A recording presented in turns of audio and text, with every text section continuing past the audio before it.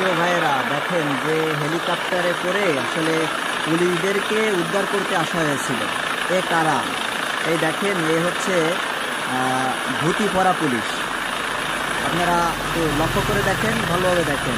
ওই দেখেন, ওই যে ধুতি উঠতেছে।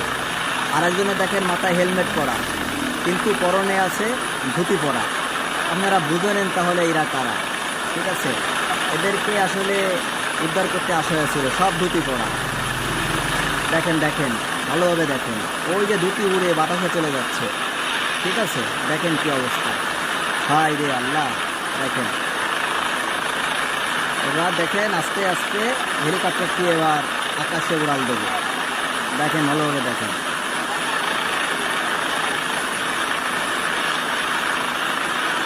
কি বুঝতে পারছেন তো আপনারা?